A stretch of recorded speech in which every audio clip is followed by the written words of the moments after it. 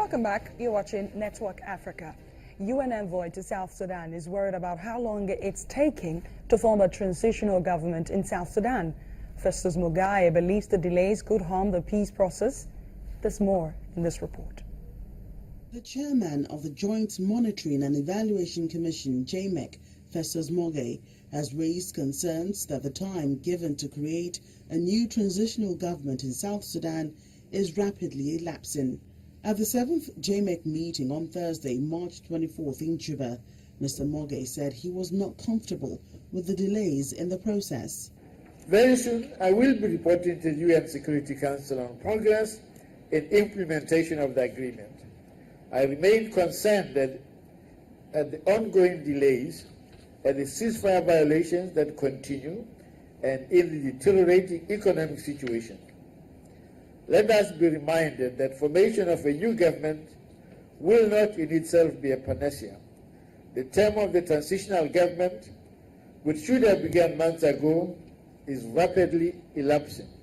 Therefore, once more, I urge the parties to be dedicated in every respect to the task of forming the new government and consider what will be the plan of action for the first months in office. Salva Kiir and Riek Machar signed the peace deal in August 2015, but since then both sides have accused each other of attacks as more incidences of violence continue to be reported. Kiir reappointed Machar as vice president in February 2016, the culmination of the deal to try to end the civil war in the world's newest nation. Let me be frank and tell you that the patience of the international community, as is my own, is being tested.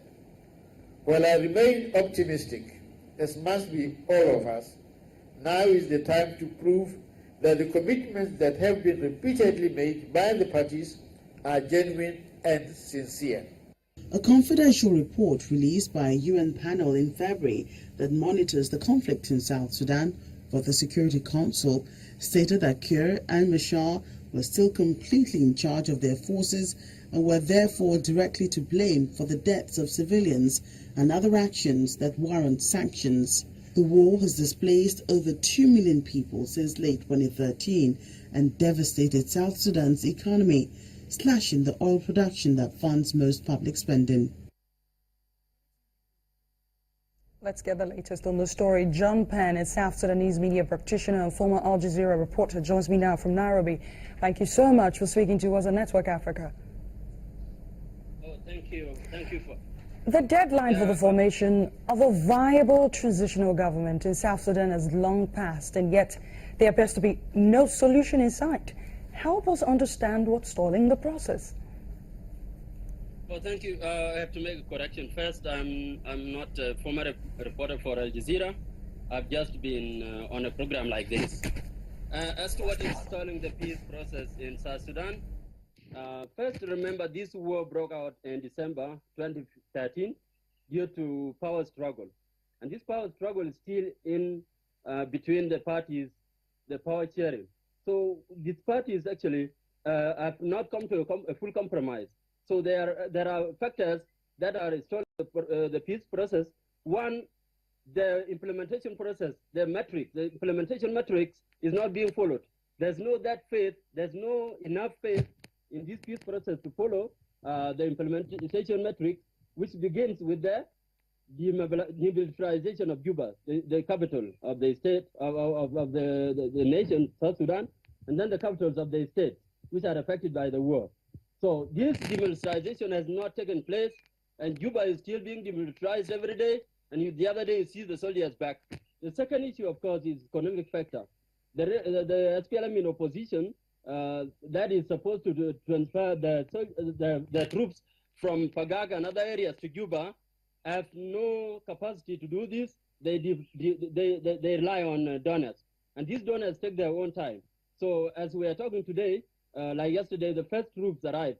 On Good Friday, the 22 generals arrived. Yesterday, 39 came. So they are going to trickle in for the next 1 week, according to JMAC and the SPLM in opposition. So there are other factors, of course, economic factors include the lack of resources to maintain these forces in the cantonment areas. Of course, we know when we go back to the intransigence or lack of belief in the peace process, since it was forced on the parties, the Republic of South Sudan, Salva Kiir, unilaterally declared the country divided into 28, and the agreement is based on 10 states. This process actually stalled the peace process because the National Constitutional Review Commission was to take up and put the peace process into the constitution, but it did not happen because there are 28 states in this side of the government and 10 states on the document, the peace agreement. So this is another process that is stalling the peace implementation. There are others in the middle, in between the parties, those who are affected, those who will be affected actually by the agreement, especially Chapter 5, which is justice and accountability. So John, yeah. It looks like the problems are endless, from the pothole in the Constitution to some of the things that are meant to have been done in fostering and putting the peace process in place.